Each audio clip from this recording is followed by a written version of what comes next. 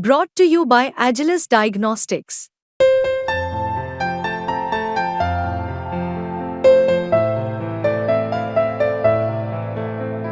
Agilus Diagnostics. नमस्कार दोस्तों, आप क्राइम तक देख रहे हैं। क्राइम तक की खबर का बड़ा असर हुआ है। दरअसल पूजा खेडकर की अफसरी चली गई है। यूपीएससी ने और तमाम एजेंसीज ने एक तरह से कहा जाए उससे सवाल जवाब किए थे। अब इसके बाद पूजा खेडकर जो लेटेस्ट जानकारी आ रही है उनकी अफसरी चली गई है और इसको लेकर दिल्ली पुलिस ने एक मुकदमा भी दर्ज किया था। वो जांच अलग चल रही है। इस बीच एंटीसिपेटरी बेल अदालत में मूव की थी और ये कहा था कि मुझे अग्रिम जमानत चाहिए। हालांकि कोर्ट की तरफ से अभी कोई राहत नहीं मिली है। तमाम सवाल पूछे गए, तमाम बातें की गई। अब ये बड़ी बात मानी। बिल्कुल, सिलेक्शन कैंसिल किया गया। जांच में पता चला चिराग जी, मतलब एक आईएएस जो फ्रॉड करके आया है और वो आ गया तो वो सिस्टम में फ्रॉड ही करेगा ना। सिंपल चीज़ है। आपको बताना चाहूँगा, पूजा अपना नाम, अपने माँ बाप का नाम, अपना सिग्नेचर, अपना फोटो, अपना ईमेल आईडी, अपना मोबाइल नंबर, अपना एड्रेस, ये सब बदल कर उसने यूपीएससी एग्ज़ाम दिया। तरह तरह के हटकंडे अपनाए उसने, फिर जाके उसने यूपीएससी निकाला। चिराग जी, हमें बड़ी उम्मीद होती है हमारे ऊपर जो बड़े ऑफिसर्स होते हैं जिनके पास हम मदद के लिए जाते हैं, लोग जाते हैं सोचते हैं सोसाइटी में आ रहे, सिविल सर्विस परीक्षा कर रहे हैं, बहुत मेहनत करके आ रहे हैं, वो हमारे लिए काम करेंगे। लेकिन जब कोई ऐसा फ्रॉड कर कर आता है और फ्रॉड कर कर चुन भी लिया जाता है और सिलेक्शन भी हो जाता है और सिलेक्शन के बाद आ भी जाता है। अगर पूजा ने एक गलती नहीं की होती, सबसे पहली गलती थी जो उसने मांग की थी अपने लिए कि मुझे ऑडी में लाल बत्ती लगा के घूम रही थी प्राइवेट गाड़ी में, और उसने बहुत सारी उसकी फरमाइशें थी। 2023 बैच की थी, बहुत यंग थी, अब भी जस्ट आए कुछ दिन ही हुआ था और उसमें ही उनकी फरमाइशें भी आ गई थी। उस गलती ने पकड़ा दिया। लेकिन अगर ये नहीं होता चिराग जी, ये गाड़ी वाली बात नहीं होती, ये सब चीज़ें नहीं होती, तो क्या कभी पूजा खेड़कर पकड़ में आती? बिल्कुल सही कहा, मुश्किल था। लेकिन अब चूंकि मामला बहुत आगे बढ़ गया था, जब ये पूरा मामला प्रकाश में, वहाँ दरअसल चैम्बर को लेकर झगड़ा कर लिया। उसके बाद लाल बत्ती की गाड़ी लेकर आ गई, ऑडी कार पर लगाकर, और तमाम ऐसी बातें हुई जिसके बाद 841 रैंक थी इंडिया में, ऑल इंडिया रैंकिंग जो थी उसमें 841। हम ना वो बताएंगे कि इनके ऊपर इल्ज़ाम क्या क्या लगे थे। अब देखिए, अब पहली बात ये भी बताना पड़ेगा कि उसके पास ऑप्शन क्या बचा है। अब जो एग्ज़ाम, अब उसे रद्द तो कर दिया गया है, वो इसे कोर्ट में चैलेंज कर सकती है। यूपीएससी के इस मैंडेट को कोर्ट में चैलेंज करने का भी ऑप्शन है, फिर कोर्ट में केस चलेगा। तब तक तो ये कहीं एग्ज़ाम नहीं दे सकती, कोई भी यूपीएससी की अगली परीक्षा में ये बैठ नहीं सकती, पहली चीज़। दूसरी चीज़, अब जो 2018 में, मतलब जो जुलाई 2018 में सबसे पहले इनका नाम आया था, नोटिस जारी किया गया था यूपीएससी की तरफ से, जिसमें पूछा गया था इन्होंने अपने जो एज है उसको लेकर, जो इन्होंने अपनी आईडी कार्ड में फ़ोटो लगाई थी उसको लेकर, उसमें कोई और था, किसी और की तस्वीर थी। इन्होंने 3 बार अलग अलग जगह से एग्ज़ाम दिया और 3 बार अलग अलग उससे भरा, मतलब अलग अलग क्षेत्रों से जाके फिर अपना फेक मेडिकल बनाया। क्योंकि एक कैटेगरी होती है जिस कैटेगरी के तहत आपको बेनिफिट मिलता है, जैसे हर सरकारी नौकरी में। ये बात सही है, लेकिन इसमें जो बात निकलकर सामने आई थी वो आई थी कि 7% जो है वो फिजिकली हैंडीकैप्ड, ये अपने आप को प्रूव किया। हालांकि उस वक्त जो अस्पताल के डॉक्यूमेंट्स निकल कर आए थे, उन्होंने कहा था कि डॉक्यूमेंट तो इशू किए गए हैं, लेकिन इसको लेकर भी तमाम सवाल खड़े हुए थे। जब मेडिकल की बात आई, यूपीएससी ने बोला कि आप मेडिकल रिपोर्ट पेश करो, तो कई मर्तबा पेश नहीं की गई थी। इसके बाद कैट में जो उनकी उम्मीदवारी थी वो चैलेंज की गई थी। हालांकि कैट में पूजा खेडकर जीत गई थी, इनफैक्ट हार गई थी, यूपीएससी जीत गई थी, लेकिन उसके बावजूद इनके अपॉइंटमेंट हो गया था। ये सबसे बड़ी बात है। तो ऐसे तमाम डॉक्यूमेंट्स जो हैं वो बीच में फेक प्रोड्यूस किए गए। जो यूपीएससी की कंप्लेंट थी वो मैं आपको बता देता हूँ। दरअसल यूपीएससी की जो कंप्लेंट थी उसमें साफ साफ ये कहा गया है कि परमिसिबल लिमिट से ज़्यादा इनकी एज थी। इन्होंने अपनी एज को छिपाया, अपनी फोटोग्राफ, सारे नाम चेंज किए, फोटोग्राफ चेंज की, सिग्नेचर चेंज किया और उसके बाद एग्जाम दिया। आप सोचिए। जो दूसरी चीज़ एक और थी चिराग जी जो इम्पोर्टेंट थी, खुद को ओबीसी कैटेगरी में रखने का दावा किया। लेकिन जब आप यूपीएससी में जाते हो, अगर आप ओबीसी कैटेगरी में आना है तो आपके माता पिता जो है वो A क्लास की कैटेगरी में जॉब नहीं होनी चाहिए, उनकी 8 लाख से कम इनकम होनी चाहिए। 8 लाख से कम इनकम होनी चाहिए।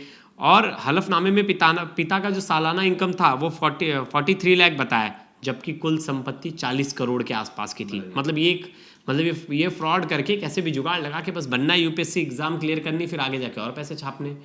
फिर एक और चीज़ थी, यूपीएससी को दिए हलफनामे में मानसिक रूप से अक्षम होने और देखने में भी दिक्कत होने का दावा किया था। कि भाई मैं देख नहीं सकती हूँ और मानसिक रूप से थोड़ी मैं असक्षम हूँ, और उसके तहत जो 6 बार मेडिकल टेस्ट, आपको पता है परीक्षा के दौरान ना इसे मांगा गया, सबूत मांगे गए ये दे, तो लेकिन 6 बार इसका टेस्ट करवाया गया, लेकिन वो इनकार कर चुकी थी, नहीं मैं नहीं दूंगी टेस्ट। तो आप समझ रहे, मतलब धांधली पे धांधली।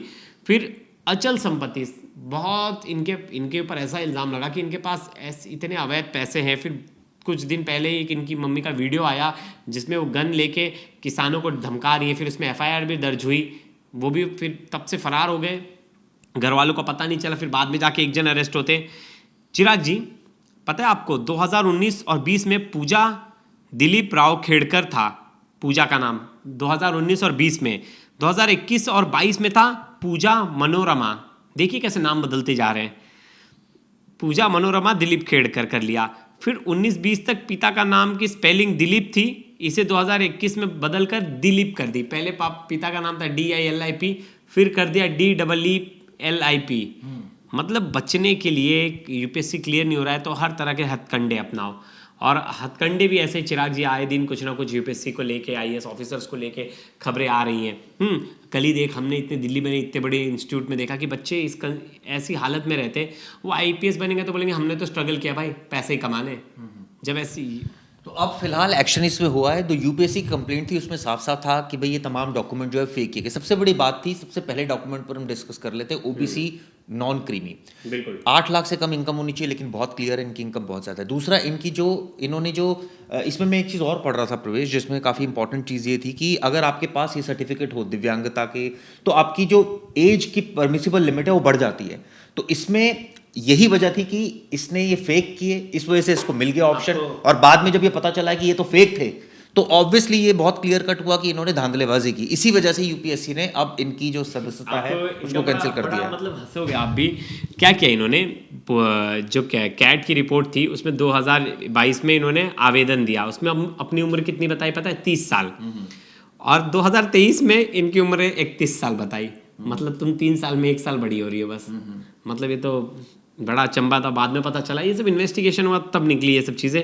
फिर एक और चीज़ थी, पूजा कई विकलांगता की, मतलब बहुत विकलांगता की सर्टिफिकेट सामने आ चुकी, जिसमें 3-4 चीज़ें थी। 2018 से लेकर 2021 तक डिस्ट्रिक्ट मजिस्ट्रेट हॉस्पिटल की तरफ से, डिस्ट्रिक्ट सिविल हॉस्पिटल, हाँ सिविल हॉस्पिटल की तरफ से 2 सर्टिफिकेट इसने अपने लिए वो करवाए कि मैं विकलांग हूँ, और उसी आधार पर इन्हें उस चीज़ का वो मिल गया, बेनिफिट्स मिल गया। और ये ज़रूरतमंद बच्चों के लिए था। मतलब आप सोचिए कितने ज़रूरतमंद बच्चे होंगे जो सच में विकलांग हैं, और जिनकी सच में कंडीशन ठीक नहीं है, जो सच में OBC कैटेगरी में होंगे, जिनकी सच में सालाना इनकम ज़्यादा नहीं होगी, लेकिन उन सब का हक मारने वाली पूजा खेड़ेकर थी। बहुत सारे बच्चों का हक मारा होगा। इसमें कोई एक जेन्युइन बच्चा जो होता, जो अप्लाई कर रहा है, जो ईमानदारी से कर रहा है, लेकिन अब सबसे बड़ी बात यह है कि इसने अदालत का रुख अख्तियार कर लिया। ऐसे में अब इसकी ऊपर गिरफ्तारी की तलवार लटकी हुई है, इसको कभी भी गिरफ्तार किया जा सकता है। दिल्ली पुलिस इसको अरेस्ट कर सकती है, क्योंकि दिल्ली पुलिस के पास UPSC ने कंप्लेंट दी थी, UPSC ने तमाम आरोप लगाए थे, उसके बेसिस पर अब इन्वेस्टिगेशन चल रही है। जैसे कि प्रवेश ने बताया, तमाम डॉक्यूमेंट इकट्ठे किए गए हैं। इसमें जो सबसे अहम है प्रवेश, जो मैं देख रहा था, इनका दिव्यांगता सर्टिफिकेट वाला जो मामला है, इसमें यह पता चला है कि दरअसल पूजा के कई विकलांगता सर्टिफिकेट सामने आ चुके हैं। 2018 और 21 में अहमदाबाद डिस्ट्रिक्ट सिविल हॉस्पिटल की ओर से 2 विकलांगता सर्टिफिकेट सौंपे गए थे। 2, आप सोचिए, नियमों के तहत सर्टिफिकेट के आधार पर कार्ड अनिवार्य है, लेकिन पूजा के सर्टिफिकेट में राशन कार्ड लगाया गया था। आप सोचिए कि किस तरह से धांधलेबाजी की गई। इसके अलावा मैं आपको एक और बता दूं, कैट में 2020 में लगाए गए आवेदन में, जैसे बताया प्रवेश ने 30 साल उम्र थी, बाद में एक बड़ा विचित्र सी चीज़ आई कि 3 साल में 1 साल बड़ी हुई है। UPSC में अलग अलग नामों से, मुझे लगता है ऐसा कोई डॉक्यूमेंट नहीं छोड़ा था जिसके साथ पूजा ने छेड़छाड़ नहीं की, क्योंकि उसे पता था मैं बनने तो वाली नहीं हूँ अगर मैंने ये सब नहीं किया। और पेरेंट्स के पास पैसा इतना था कि हर चीज़ें मैनेज करना ईजी था।